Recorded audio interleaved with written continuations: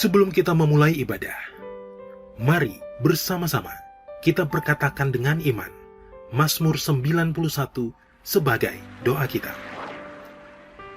Dalam lindungan Allah, orang yang duduk dalam lindungan yang maha tinggi dan bermalam dalam naungan yang maha kuasa akan berkata kepada Tuhan, tempat perlindunganku dan kubu pertahananku, Allahku yang kupercayai. Sungguh, Dialah yang akan melepaskan engkau dari jerat penangkap burung, dari penyakit sampar yang busuk. Dengan kepaknya, Ia akan menudungi engkau.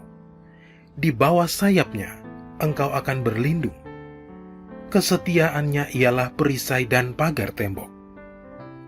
Engkau tak usah takut terhadap kedahsyatan malam, terhadap panah yang terbang di waktu siang, terhadap penyakit sampar yang berjalan di dalam gelap, terhadap penyakit menular yang mengamuk di waktu petang. Walau 1.000 orang rebah di sisimu, dan 10.000 di sebelah kananmu, tetapi itu tidak akan menimpamu. Engkau hanya menontonnya dengan matamu sendiri dan melihat pembalasan terhadap orang-orang fasik. Sebab Tuhan ialah tempat perlindunganmu, yang maha tinggi telah kau buat tempat perteduhanmu. Malapetaka tidak akan menimpa kamu, dan tulah tidak akan mendekat kepada kemahmu. Sebab malaikat-malaikatnya akan diperintahkannya kepadamu untuk menjaga engkau di segala jalanmu. Mereka akan menatang engkau di atas tangannya, supaya kakimu jangan terantuk kepada batu. Singa dan ular tedung akan kau langkahi. Engkau akan menginjak anak singa dan ular naga. Sungguh, hatinya melekat kepadaku, maka aku akan meluputkannya. Aku akan membentenginya, sebab ia mengenal namaku. Bila ia berseru kepadaku, aku akan menjawab. Aku akan menyertai dia dalam kesesakan. Aku akan meluputkannya dan memuliakannya. Dengan panjang umur akan kukenyangkan dia, dan akan kuperlihatkan kepadanya keselamatan daripadaku.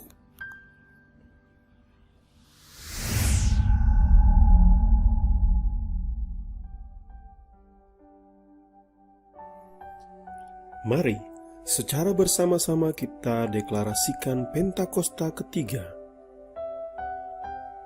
Pentakosta ketiga adalah pencurahan Roh Kudus yang dahsyat di zaman now, melebihi yang terjadi di Azusa Street. Pentakosta ketiga akan mengakibatkan penuaian jiwa yang terbesar dan terakhir sebelum Tuhan Yesus datang kembali. Pentakosta ketiga akan membangkitkan generasi Yeremia, yaitu anak-anak muda yang dipenuhi oleh Roh Kudus, cinta mati-matian kepada Tuhan Yesus, tidak kompromi terhadap dosa dan akan bergerak untuk memenangkan jiwa. Pentakosta ketiga lahir di Indonesia yang bergerak ke bangsa-bangsa. Gerakan ini dari timur ke barat dan akan kembali ke Yerusalem. Pentakosta ketiga akan memberikan kuasa untuk menyelesaikan amanat agung, dan setelah itu Tuhan Yesus datang kembali.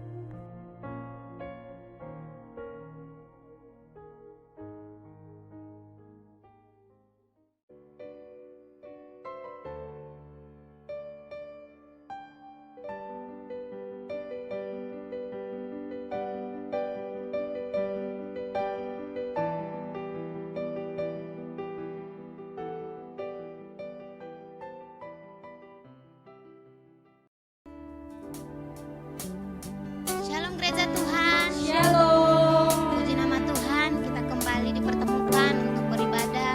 Pada saat ini kita akan melakukan perjamuan kudus. Kita siapkan hati kita, lakukan pemberesan di hadapan Tuhan untuk kita masuk dalam hadirat Tuhan lebih lagi. Mari kita berdoa. Bapa dalam kerajaan sorga, pada pagi hari ini Tuhan, kami mengucap syukur buat tuntunan dan penyertaan-Mu yang sempurna sepanjang hari lamanya, bulan, tahun, bahkan setiap detik Engkau selalu ada dan menolong kami dalam kehidupan kami ya Tuhan. Pada saat ini Tuhan Yesus, kami mempersiapkan hati kami, pribadi kami Tuhan, untuk mau menyembah Engkau ya Tuhan Yesus. Kuduskan kami di hadapan Tuhan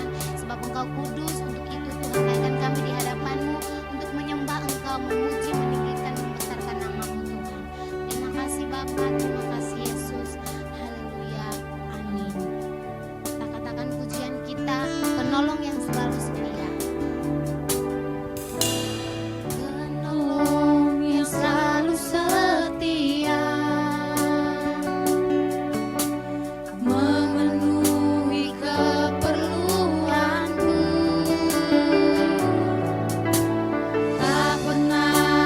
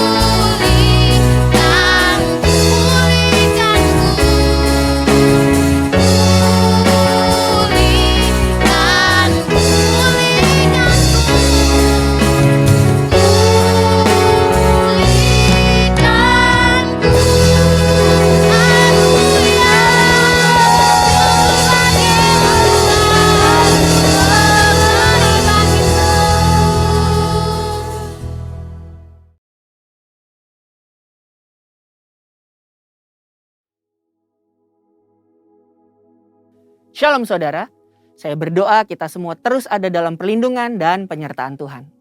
Ada pertanyaan, bagaimanakah seseorang dapat mempersembahkan persembahan yang hidup, kudus, dan berkenan kepada Allah? Voice of Pentecost kali ini, kita akan membahas paradigma baru dalam melakukan ibadah yang sejati. Pada masa pandemi COVID-19, tentunya kita memiliki kesulitan untuk melakukan pelayanan atau kegiatan rohani. Dalam Roma 12 ayat 1 dan 2, Rasul Paulus menasihatkan kita untuk mempersembahkan tubuh kita sebagai persembahan yang hidup, yang kudus, dan yang berkenan kepada Allah sebagai ibadah yang sejati. Sedangkan saat ini kita tidak bisa beribadah di gereja. Apakah ayat ini masih relevan? Ada beberapa kata yang harus kita perhatikan maknanya. Yang pertama, kata hidup.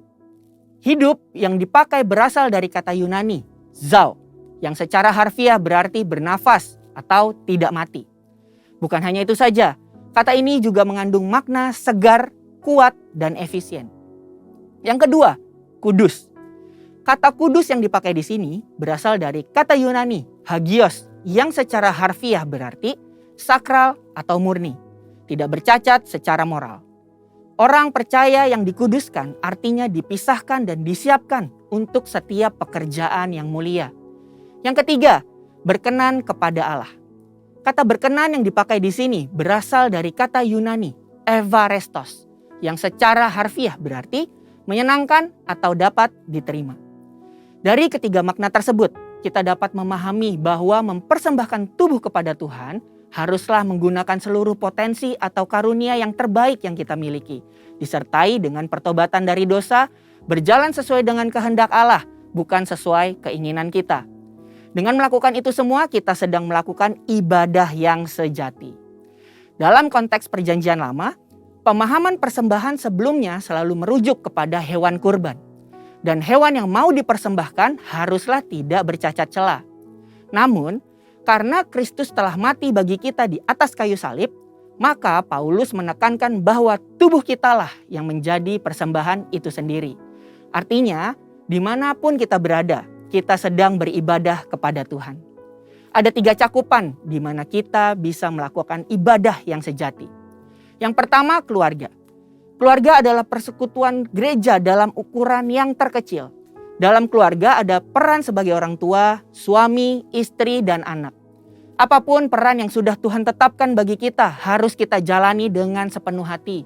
Kehendak Allah di dalam keluarga kita dapat dilihat dari Efesus 5 ayat 22 sampai 28 dan Efesus 6 ayat 1 sampai 4. Sebagai pasangan suami istri harus menjaga kekudusan dengan setia pada pasangannya.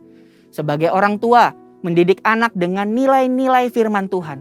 Sebagai anak, kita bisa menghormati dan berbakti kepada orang tua kita. Yang kedua, lingkungan pekerjaan.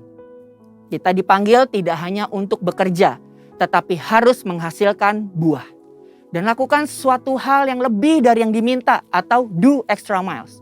Seperti pimpinan yang selalu mendukung bawahannya untuk bekerja lebih produktif dan tidak lupa untuk memberikan apresiasi untuk setiap pekerjaan yang telah dikerjakan. Sedangkan kita yang bekerja dapat do extra miles dengan bertanggung jawab dan proaktif untuk melakukan pekerjaan dan memberikan hasil yang terbaik. Nasihat Rasul Paulus bahwa apapun yang kita perbuat dengan segenap hati, seperti untuk Tuhan dan bukan untuk manusia.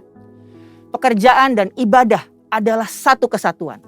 Melakukan yang terbaik dalam setiap aspek pekerjaan kita adalah wujud nyata dari ibadah kita kepada Tuhan. Yang ketiga, lingkungan sekitar. Manusia adalah makhluk sosial dan kita lahir di bangsa ini yang memiliki keberagaman. Dalam masa pandemi saat ini, pasti makin banyak orang yang merasakan imbasnya. Disinilah peran kita orang percaya untuk memperhatikan dan membantu kelangsungan hidup mereka. Amsal 19 ayat 17 menulis, siapa menaruh belas kasihan kepada orang yang lemah, memiutangi Tuhan yang akan membalas perbuatannya itu. Inilah saatnya kita menolong orang di sekitar kita yang mengalami kesusahan. Seperti apa yang dikatakan Ibrani 13 ayat yang ke-16. Dan janganlah kamu lupa berbuat baik dan memberi bantuan. Sebab korban-korban yang demikianlah yang berkenan kepada Allah. Sekarang kita memahami bahwa kehadiran kita di dalam keluarga, lingkungan pekerjaan, dan lingkungan sekitar adalah wujud nyata dari paradigma baru dalam mempersembahkan tubuh sebagai persembahan yang hidup, kudus, dan berkenan kepada Allah di zaman ini. Jadi, yes, Roma 12 ayat 1-2 masih sangat relevan di zaman sekarang. Saudara dan saya dipanggil untuk menjadi persembahan yang hidup dimanapun Tuhan tempatkan kita. Ingatlah bahwa kita orang percaya yang akan menjadi perpanjangan tangan Tuhan untuk melakukan pekerjaan-pekerjaan yang ajaib. Sehingga banyak orang mengenal Kristus melalui hidup kita. Saudara, untuk penjelasan lebih lengkapnya dari tim teologi kami, silakan buka link yang ada di atas atau scan QR Code yang tersedia. Salam integritas, Tuhan Yesus memberkati.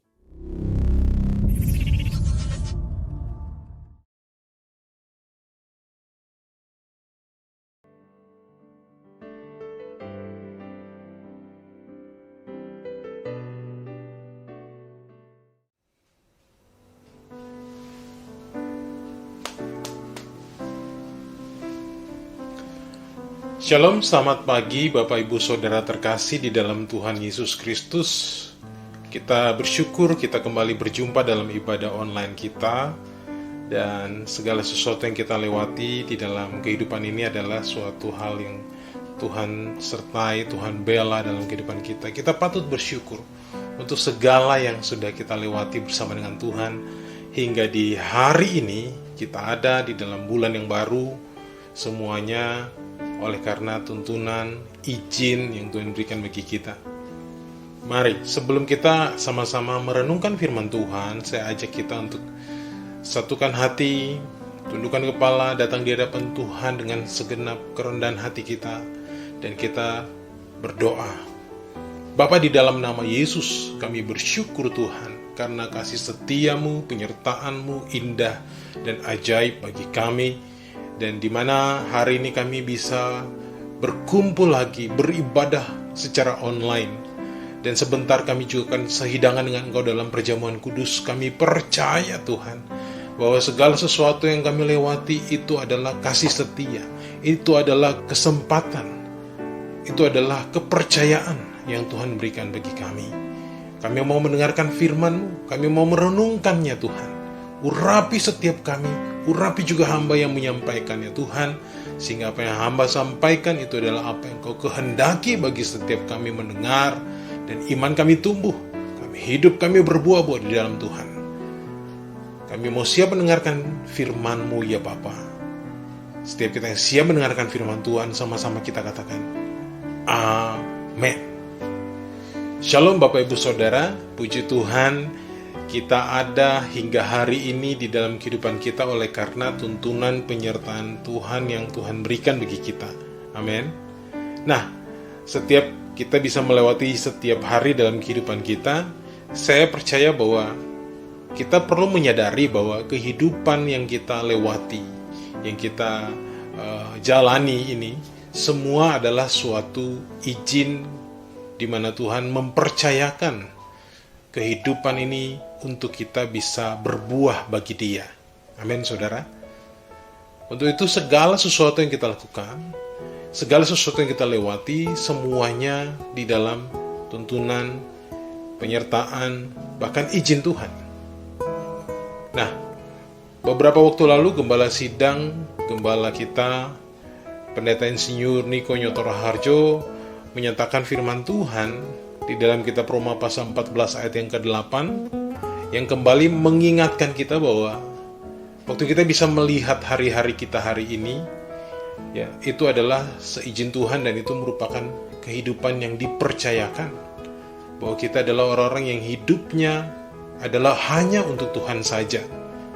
Bahkan kalau kita kembali ke rumah Bapa di surga, itu juga segala sesuatu yang Tuhan izinkan untuk kita harus mengalaminya atau melewatinya. Jadi kita percaya bahwa segala sesuatu itu Tuhan yang pegang. Tuhan yang atur segala masa. Amin, saudara. Saya mau ajak kita baca dulu di dalam kitab Roma pasal 14 ayat yang ke-8. Firman Tuhan berkata, sebab jika kita hidup untuk Tuhan, dan jika kita mati untuk Tuhan. Jadi baik hidup atau mati, kita adalah milik Tuhan. Kita harus menyadari bahwa kita adalah milik Tuhan. Baik saat kita hidup maupun waktu kita mati, kita adalah milik Tuhan. Amin. Dengan demikian kita harus menyadari bahwa segala sesuatu yang kita punya, segala sesuatu yang kita hidupi, berkat-berkat yang kita punya sampai saat ini, semuanya seizin Tuhan dan semuanya adalah milik Tuhan. Untuk itu kita harus jaga kehidupan ini sedemikian rupa supaya hidup kita tetap ada di dalam kehendak Tuhan. Karena kita pun juga menjadi manusia-manusia yang diciptakan unik, di mana kita memiliki kehendak bebas atau free will yang bisa membuat kita bisa saja membuat pilihan-pilihan yang salah yang membuat kita jauh dari Tuhan. Tapi firman Tuhan kembali juga mengingatkan kita di dalam Lukas 16 ayat yang ke-10 untuk bisa menyadari bahwa kita adalah orang-orang yang dipercayakan. Untuk itu khotbah di pagi ini saya beri judul dipercayakan. Mari sama-sama kita lihat di dalam Lukas 16 ayat yang ke-10. Firman Tuhan di dalam bagian ini berkata, barang siapa setia dalam perkara-perkara kecil, ia setia juga dalam perkara-perkara besar. Dan barang siapa tidak benar dalam perkara-perkara kecil, ia tidak benar juga dalam perkara-perkara besar. Oleh sebab itu, seperti yang tadi saya katakan bahwa kehidupan adalah suatu kepercayaan. Saat kita bisa buka mata melihat matahari pagi hari, kita bisa menghirup udara yang masuk ke dalam paru-paru kita, ya, yang mungkin saja saat-saat kita masih kena COVID sulit. Tapi waktu kita udah kembali sehat, kita menyadari bahwa wow, ini semua adalah kasih karunia. Maka kita mau menjaga kepercayaan yang Tuhan berikan di dalam kehidupan kita ini. Kita kembali mau menyadari bahwa hidup kita harus berbuah dan nama Tuhan dipermuliakan dalam kehidupan kita. Hidup kita adalah satu kesempatan untuk kita bisa melakukan sesuatu buat Tuhan, untuk kemuliaan nama Tuhan. Saat Tuhan mengizinkan supaya kita ada dan melewati kehidupan kita di hari ini, di waktu ini, di masa ini. Amin, saudara. Firman Tuhan berkata bahwa aku mendapatkan Daud yang berkenan kepadaku. Saya percaya bahwa setiap kita juga rindu seperti Daud di akhir zaman, mendapati bahwa hidup kita berkenan bagi Tuhan. Nah, untuk kita bisa dapat dipercayakan dalam kehidupan ini, dan kita terus mau berbuah-buah, kita mau dipercayakan lebih banyak lagi dalam kehidupan ini oleh Tuhan. Hal yang pertama yang harus kita hidupi, kita miliki di dalam kehidupan kita, seperti di dalam Lukas yang tadi kita baca, itu berbicara mengenai kesetiaan. Kita adalah orang-orang yang harus memiliki nilai kesetiaan. Barang siapa setia, firman Tuhan katakan. Kesetiaan tidak bisa kita dapatkan dari luar diri kita, tapi kita harus bangun itu dari dalam diri kita. Saudara, kesetiaan bukan seperti barang yang bisa kita beli di toko. Kita bisa bilang, saya mau beli kesetiaan dengan kadar sekian persen, karena saya punya sesuatu yang bisa saya bayarkan. Atau kita nggak bisa bilang bahwa saya punya kesetiaan sekian persen, saya mau barter sama Anda. Kita nggak bisa bilang bahwa kita bisa mengukur atau kita bisa mendapatkan kesetiaan dengan cara kita. Tapi di pagi hari ini kita diingatkan lewat firman Tuhan, yaitu bahwa barang siapa setia. Setia ini harus dibangun dari dalam diri kita. Kita harus membangunnya itu menjadi satu nilai, satu ciri, bahkan satu karakter yang terbentuk dengan sendirinya. Oleh karena kehidupan dengan nilai kesetiaan itu adalah satu hasil atau satu buah yang dihasilkan daripada satu hubungan intim dengan Tuhan. Amin, saudara. Ada banyak orang yang berusaha kelihatannya setia, kelihatannya eksis baik dan sebagainya. Tapi segala sesuatu yang palsu itu akan terlihat, itu akan ditelanjangi saat ada satu proses yang akan dia lewati dan dia tidak mampu untuk setia, dan itu akan terlihat dengan sendirinya. So, Bapak Ibu Saudara terkasih di dalam Tuhan Yesus, saya mau ajak kita memiliki nilai kesetiaan ini di dalam kehidupan kita. Amin. Kita harus melahirkannya dari dalam diri. Waktu saya membaca satu perumpamaan Tuhan Yesus di dalam kitab Matius mengenai hamba yang setia, hamba yang baik. Di bagian itu Tuhan Yesus menceritakan perumpamaan itu dan dia mengatakan bahwa marilah, waktu engkau setia, engkau baik, maka engkau akan dipercayakan perkara yang lebih besar lagi. Karena dia membangun kesetiaan itu. Dia tidak mencoba mencari, dia tidak membangun image. Ya, hari-hari ini kita bisa membangun seakan-akan ya, setia dan sebagainya. Mari kita buka dalam kitab Galatia pasal 5 ayat yang ke-22. Kita melihat bagaimana kesetiaan itu lahir. Ya, Paulus mengatakan kepada orang-orang di Galatia, tetapi buah roh ialah kasih, sukacita, damai sejahtera, kesabaran, kemurahan, kebaikan, kesetiaan. Bagian akhir dari ayat ini berkata ada kesetiaan, ada buah yang lahir oleh karena roh kita berpaut dengan roh Tuhan dan menghasilkan satu buah, ya, buah nilai karakter yang dilahirkan dengan sendirinya tanpa kita harus membangun satu image tertentu yang palsu, yang akan terukur saat ada proses yang kita lewati dalam kehidupan kita. Mari Bapak Ibu Saudara, kita mau belajar untuk memiliki nilai kesetiaan ini. Di dalam bahasa Yunani, kesetiaan ini disebut dengan postos. Dan postos ini artinya adalah layak untuk dipercayakan, layak untuk diyakinkan. Orang itu layak untuk bisa dipercayakan, layak untuk diandalkan. Jadi mari Bapak Ibu kita mau bangun itu. Caranya gimana? Caranya dengan kita punya waktu-waktu pribadi kita dengan Tuhan. Waktu-waktu yang kita bisa dapatkan atau kita khususkan di dalam kehidupan kita untuk Tuhan. Kembali dalam waktu doa kita. Kembali dalam merenungkan firman Tuhan. Terus dibangun. Bahkan tenggelam di dalam hadirat Tuhan. Waktu saudara sendiri di rumah, masuk dalam hadirat Tuhan. Menyembah Tuhan dengan berbagai cara. Tidak harus saudara main musik. Saudara bisa ambil waktu, panggil Yesus, sembah Dia dari hati saudara.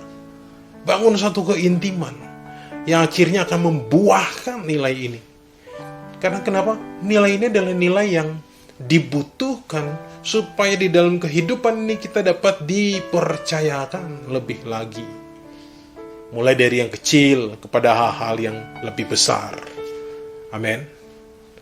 Nah, hal kedua yang harus kita miliki sebagai orang-orang percaya, orang-orang Kristen, kita harus memiliki nilai melayani. Amin, saudara. Mari saya mau ajak kita baca di dalam kitab Matius pasal 25 ayatnya yang ke-23. Bapak Ibu bisa melihat di layar dan kita akan baca bersama-sama. Matius 25 ayat 23 berkata, maka kata tuannya itu kepadanya, baik sekali perbuatanmu itu, hai hambaku yang baik dan setia. Engkau telah setia memikul tanggung jawab dalam perkara yang kecil. Aku akan memberikan kepadamu tanggung jawab dalam perkara yang besar. Masuklah dan turutlah dalam kebahagiaan Tuhanmu. Nah, hal yang kedua ini bicara mengenai melayani. Kalau kita baca bagian ini, ya, bagian ini menceritakan mengenai perumpamaan yang tadi saya ceritakan di bagian tengah poin 1 tadi. Mengenai hamba-hamba yang setia, hamba-hamba yang bisa mengelola talenta yang dipercayakan tuannya bagi mereka. Nah, saudara, kenapa Yesus menggunakan perumpamaan ini? Ya, menggunakan perumpamaan hamba. Seorang tuan ingin berpergian dan dia kemudian mempercayakan talenta Dan di sini Yesus menggunakan perumpamaan mengenai hamba. Karena hamba adalah orang yang siap melayani. Hamba itu adalah pribadi yang identik dengan melayani. Ya, sehingga Yesus menggunakan satu gambaran mengenai hamba, perumpamaan. Ya, Tuhan mau supaya kehidupan kita adalah kehidupan yang melayani, kehidupan seperti seorang hamba. Kita mengambil bagian dalam kehidupan kita ini untuk melayani sesama kita, melayani lingkungan kita, melayani siapapun juga. Kenapa? Karena hamba adalah orang yang siap untuk melayani. Orang yang memiliki nilai hamba adalah orang yang punya hati yang selalu ingin melayani satu dengan yang lainnya. Saat bicara mengenai hamba, kita tahu bahwa hamba adalah orang yang siap melakukan pelayanan kepada tuannya, kepada tamu daripada tuannya, bahkan kepada sesama hamba. Sesama orang yang melayani, dia juga akan melayani sesama pelayan atau hamba. Sehingga Yesus ingin memberikan satu perumpamaan yang mengingatkan setiap kita bahwa kehidupan kita haruslah kehidupan yang melayani. Amin, saudara. Kenapa kita harus memiliki kehidupan yang melayani? Karena Yesus juga sudah menjadi role model daripada pelayanan di dalam kehidupannya bagi kita. Kitab Filipi pasal 2 berkata bahwa ia mengambil rupa seorang hamba dan turun ke dunia. Saudara tahu bahwa Tuhan menjadi sama dengan manusia untuk memberikan jaminan keselamatan bagi kita.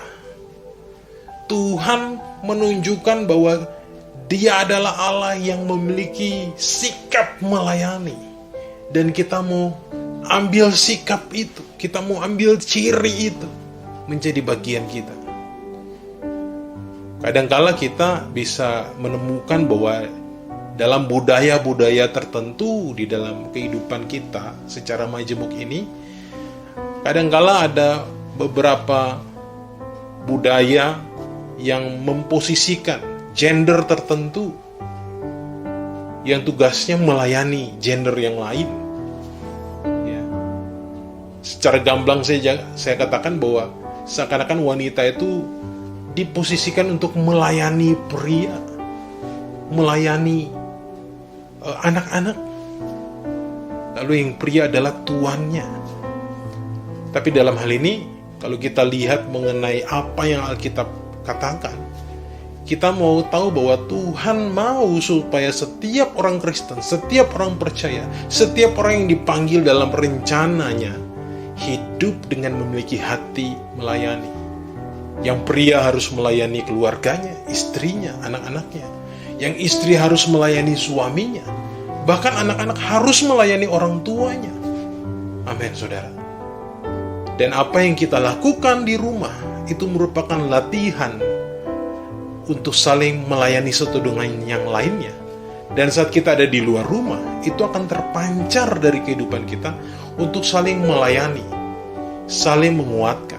Sehingga kita akan menunjukkan satu ciri yang berbeda daripada dunia yang tunjukkan hari-hari ini. Kita mampu melayani satu dengan yang lain. Kita tidak enggan untuk melakukan pekerjaan-pekerjaan pelayanan. Karena kita menjadi orang yang terbiasa dan memahami apa itu kehidupan di dalam Tuhan. Itu kehidupan yang melayani. Amin, saudara. Untuk itu Yesus pernah berkata juga di dalam kitab Markus pasal 10 ayat 43 sampai ayat yang ke-44. Firman Tuhan berkata, "Tidaklah demikian di antara kamu, barang siapa ingin menjadi besar di antara kamu, hendaklah ia menjadi pelayanmu. Dan barang siapa ingin menjadi terkemuka di antara kamu, hendaklah ia menjadi hamba untuk semua." Haleluya. Yesus menekankan mengenai melayani di bagian ini. Ada benang merahnya dengan bagian yang tadi kita baca. Hamba, melayani. Sehingga waktu kita pengen terlihat menonjol, sehingga waktu kita mau terlihat seperti orang yang dihormati.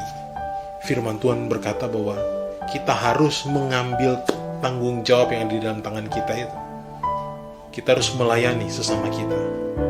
Amin, saudara. Lalu kemudian kita juga mau melayani, mulai dari rumah, kemudian di dalam keluarga rohani, di gereja.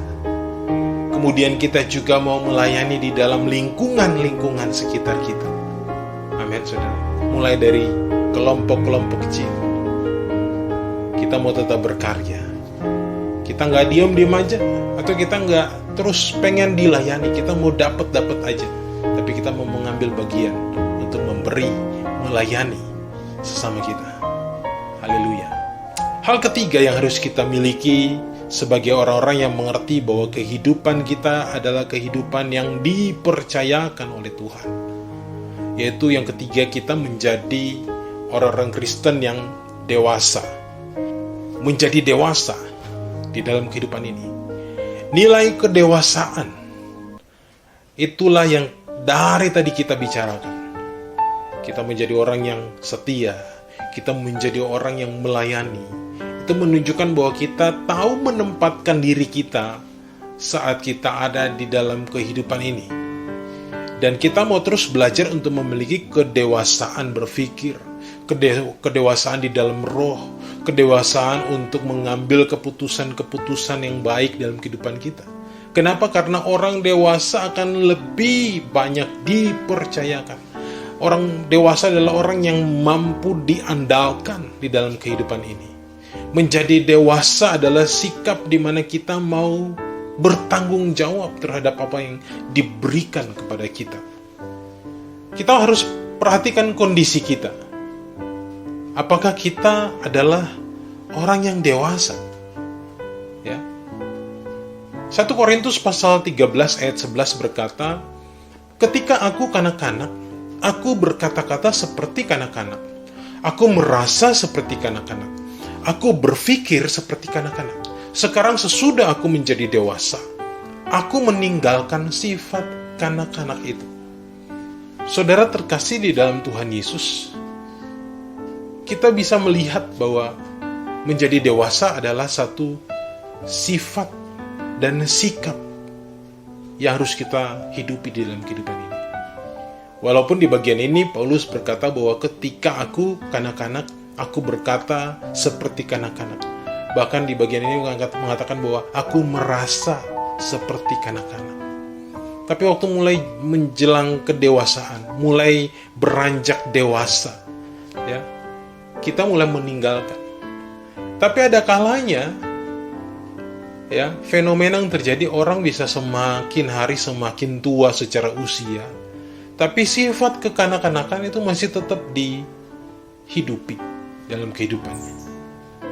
Dia masih tetap menghidupi gaya kekanak-kanakan, sikap, sifat kekanak-kanakan.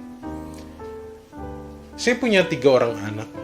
Yang pertama umur 6 tahun, yang kedua umur 2 menjelang 3 tahun, dan yang terakhir umur 10 bulan. Saat mereka pegang handphone, ya, yang pertama dia udah tahu dia harus mengoperasikan handphone itu seperti apa. Dia bisa download game, dia bisa download hal-hal yang dia suka. Tapi yang kedua, dia mencoba, tapi dia belum terlalu banyak mengerti. Ya, dia mencoba meniru kakaknya.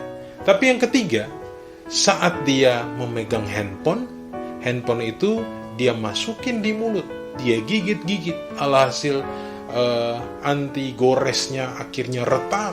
Ya, handphone saya anti goresnya retak, rusak. Kenapa? Karena dia nggak ngerti harus diapain tuh handphone. Seorang anak-anak saat dia melewati kehidupannya, dia melakukan hal-hal yang bertantangan. Waktu saya gendong anak saya yang paling kecil, ya, waktu saya sayang-sayang dia, ya, tangannya dia akan melayang seperti menampar saya. Ya, bahkan mungkin waktu nempel di pipi, terasa lumayan sakit. Tapi ya karena dia anak-anak, saya tahu bahwa dia tidak mengerti bagaimana mencoba untuk menyalurkan rasa yang dia punya. Nah, Bapak Ibu Saudara yang terkasih di dalam Tuhan Yesus, kita mau belajar sebagai orang Kristen yang semakin hari Tuhan berikan kesempatan di dalam kehidupan kita untuk kita hidup, kita lewati, kita mau belajar menjadi dewasa. Kita mau memiliki sikap hati yang tidak seperti anak-anak, tapi kita mau hidup untuk mengampuni. Kita mau memiliki hati yang memaafkan. Kita mau bisa diandalkan dalam kehidupan ini. Ibrani 5 ayat 12-14 berkata, sebab sekalipun kamu ditinjau dari sudut waktu, sudah seharusnya menjadi pengajar. Kamu masih perlu lagi diajarkan asas-asas pokok dari penyataan Allah. Dan kamu masih memerlukan susu, bukan makanan keras. Sebab barang siapa masih memerlukan susu, ia tidak memahami ajaran tentang kebenaran. Sebab ia adalah anak kecil. Tetapi makanan keras adalah untuk orang-orang dewasa, yang karena mempunyai panca indera yang terlatih, untuk membedakan yang baik daripada yang jahat. Itu yang tadi saya maksud, saudara. Secara usia sudah terlihat dewasa, tapi ternyata di dalam sikapnya, ditinjau dari sudut waktu, sudah seharusnya bisa diandalkan. Sudah seharusnya bisa dipercayakan perkara-perkara yang bukan yang ecek-ecek lagi, yang kecil-kecil lagi. Tapi seharusnya sudah dapat dipercayakan perkara yang besar. Kenapa belum bisa? Karena masih ada sikap dan sifat anak-anak yang kita hidupi di dalam kehidupan ini. So, Bapak Ibu terkasih di dalam Tuhan Yesus Kristus, gereja Tuhan dimanapun setiap kita berada saat ini, saya mau mengingatkan kita mau menghidupi nilai-nilai kebenaran yang dalam kehidupan kita. Kita memiliki kesetiaan, kita memiliki sikap melayani, dan kita juga mau memiliki kedewasaan di dalam kehidupan ini. Kita nggak dendam lagi, kita nggak cepat sakit hati, kita nggak timbul tenggelam di dalam kehidupan ini. Kita tidak up and down, tapi kita tetap, karena kita merasa seperti orang yang dapat dipercaya. Kita merasa dengan indera yang terlatih. Amin. Kita menjadi dewasa di dalam Tuhan. Bapak yang terkasih di dalam Tuhan Yesus Kristus, saya mau ajak kita minta dari Tuhan. Minta dari Tuhan. Bilang, Tuhan, saya mau setia. Setia di dalam kehidupan saya. Setia sebagai seorang suami yang baik. Setia sebagai seorang istri yang baik. Setia sebagai anak yang mengasihi, mendukung orang tua saya. Setia di dalam setiap tugas pekerjaan yang Tuhan berikan. Minta dari Tuhan. Minta, Tuhan, saya masih kurang di dalam melayani. Saya masih hitung-hitungan. Saya masih menghidupi cara yang lama dan tidak di dalam kebenaran. Saya masih menunjuk-nunjuk yang sana yang harus melayani dan saya tidak. Tapi hari ini kita bilang, saya mau melayani. Saat dimana Tuhan menempatkan saya sebagai seorang suami, sebagai seorang istri, sebagai seorang anak, sebagai seorang pegawai di kantor, sebagai seorang yang ada di dalam lingkungan kehidupan saya. Saya mau ambil bagian untuk melayani. Saya tidak enggan. Dan yang terakhir, kita tinggalkan sikap-sikap yang tidak dewasa. Dan kita mau menghidupi kedewasaan di dalam Tuhan. Kita punya panca indera rohani yang terlatih. Dan kita tidak lagi memerlukan susu, tapi kita sudah terbiasa untuk bisa makan makanan yang keras di dalam kehidupan ini. Mari Bapak Ibu, saya ajak kita ambil waktu sejenak sebelum kita akan masuk dalam perjamuan kudus di pagi ini. Mari datang di hadapan Tuhan, buka kedua tanganmu. Saya rindu untuk berdoa untuk firman Tuhan ini. Dan saya juga mau rindu untuk berdoa bagi setiap kita yang siap untuk mengambil bagian dalam perjamuan kudus. Bapa, kami bersyukur firman itu adalah Engkau sendiri. Engkau yang menegur, menguatkan. Biarlah Tuhan terus bawa kami untuk kami menjadi anak-anak-Mu yang setia dalam kehidupan kami. Kami melayani Engkau di dalam kehidupan kami. Kami menjadi dewasa di dalam kehidupan ini, di dalam karakter, di dalam roh kami. Dan nama Tuhan dimuliakan. Oh Tuhan, berikan, curahkanlah kesetiaan, curahkanlah hati, pikiran yang melayani. Bahkan, oh Bapa, setiap kehidupan kami menjadi orang-orang yang ringan untuk melayani, menopang satu dengan yang lain. Dan Engkau juga berikan kedewasaan. Roh Kudus ajar kami di dalam waktu-waktu kami, sehingga kami menjadi umat yang dewasa, umat yang dapat diandalkan, dapat dipercayakan lebih lagi di dalam kehidupan kami. Terpujilah nama-Mu Yesus Kristus. Kami mau masuk dalam perjamuan kudus ini Tuhan. Urapi kami, layakkan kami Bapa. Oh darah-Mu yang kudus-kuduskan kami, sehingga kami layak untuk sehidangan dengan Engkau dalam perjamuan kudus ini. Terpuji-pujilah nama-Mu Yesus Kristus. Tuhan kami bersyukur. Haleluya. Amin. Haleluya. Bapak Ibu terkasih di dalam Tuhan Yesus, kita akan masuk dalam perjamuan kudus. Mari silakan persiapkan anggur dan roti di rumah masing-masing. Silakan dibagikan kepada anggota keluarga. Bisa juga dengan pengganti daripada roti dan anggur, biskuit atau sirup ya. Dan mari Bapak Ibu persiapkan, kita akan masuk di dalam perjamuan kudus ini. Perjamuan kudus ini adalah perjamuan Tuhan Yesus sendiri. Untuk itu bagi anak-anak di bawah umur 12 tahun tidak diperkenankan untuk mengambil, dan tidak diperkenankan juga kepada orang-orang yang belum percaya. Haleluya. Oh kirana mata sandara. Terima kasih Tuhan Yesus. Kami mau sehidangan dengan Engkau dalam perjamuan kudus ini Tuhan. Kami mau menerima roti dan anggur. Haleluya, haleluya. Mari ambil roti di tangan kanan kita angkat tinggi-tinggi di hadapan Tuhan. Dan dengarkanlah firman Tuhan. Sebab apa yang telah kuteruskan kepadamu telah aku terima dari Tuhan. Yaitu bahwa Tuhan Yesus pada waktu malam, waktu ia diserahkan, mengambil roti dan sesudah ia mengucap syukur, atasnya ia memecah-mecahkannya dan berkata, inilah tubuhku yang diserahkan bagi kamu. Perbuatan ini menjadi peringatan akan aku. Bukankah roti yang atasnya kita ucapkan syukur adalah persekutuan dengan tubuh Kristus? Mari kita makan dalam nama Yesus.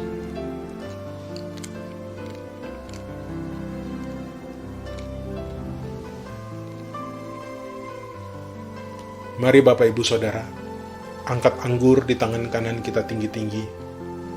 Firman Tuhan berkata, demikian juga ia mengambil cawan sesudah makan lalu berkata, cawan ini adalah perjanjian baru yang dimeteraikan oleh darahku. Perbuatlah ini setiap kali kamu meminumnya, menjadi peringatan akan aku. Bukankah anggur yang atasnya kita ucapkan syukur adalah persekutuan dengan darah Yesus? Mari kita minum dalam nama Yesus.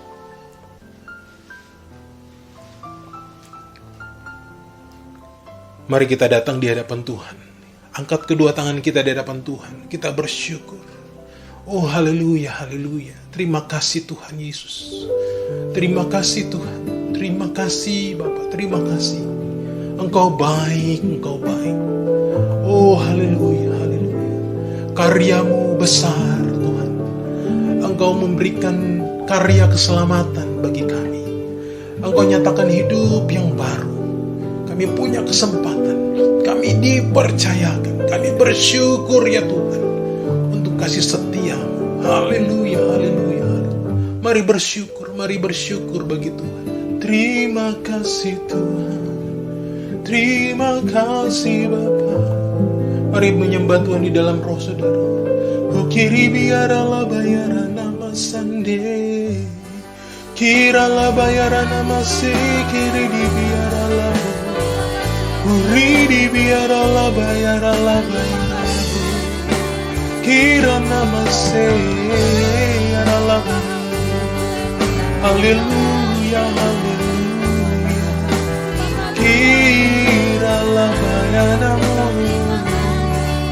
Uridi biara la bosanda yara namasamu.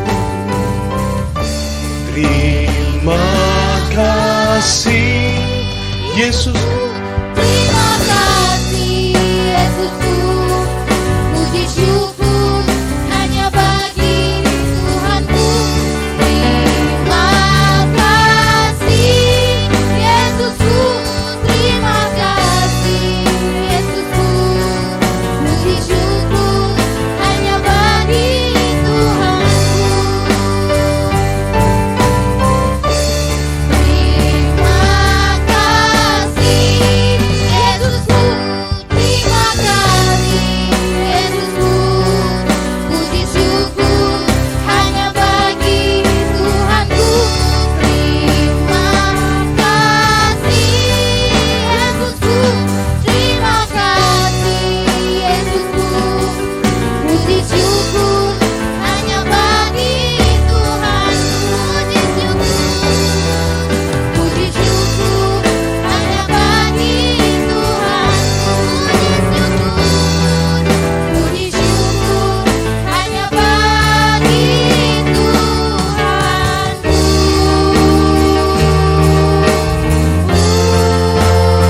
Berikan sorak-sorai bagi Tuhan Yesus. Katakan haleluya. Katakan haleluya. Glory, glory, glory, glory. Kirala barala barala barala. Mari buka hati, angkat kedua tangan kita di hadapan Tuhan. Oh haleluya, Tuhan menyinari setiap kita dengan wajah-Mu Tuhan. Berkati setiap kami Bapa. Urapan yang baru turun melingkupi. Berkati setiap keluarga lepas keluarga. Bawa kami untuk menjadi orang-orang yang setia di dalam kehidupan ini. Untuk melayani Engkau dalam kehidupan ini Tuhan. Urapi mulai dari kepala keluarga. Oh istri dan anak-anak. Setiap pribadi lepas pribadi. Lawat di dalam nama Yesus. Haleluya, haleluya. Terima kasih ya Tuhan. Terima kasih ya Aba Bapa. Kami bersyukur buat kasih setiamu bagi kami. Mari Bapak Ibu terkasih di dalam Tuhan Yesus. Angkat kedua tangan kita di hadapan Tuhan. Dan kita mau terima berkat daripada Tuhan sendiri. Tuhan menghadapkan wajahnya kepadamu. Dan memberi engkau damai sejahtera. Tuhan melihat bakul adonanmu. Setiap keluar masukmu. Tuhan buat berhasil dan beruntung. Dan namanya dimuliakan dalam kehidupanmu. Berkat Abraham, Ishak dan Yakub. Allah Bapa, penuh dengan kasih karunia Tuhan Yesus Kristus. Dan persekutuan yang manis dengan Allah Roh Kudus. Turun mengurapi, menyertai, memberkati, memenuhi setiap kita mulai hari ini sampai Maranatha Tuhan datang. Menjemput setiap kita di awan-awan yang permai, bahkan sampai selama-lamanya. Kita yang terima berkat Tuhan sama-sama katakan amin. Haleluya. Selamat hari Minggu Bapak Ibu Saudara terkasih. Tuhan Yesus memberkati.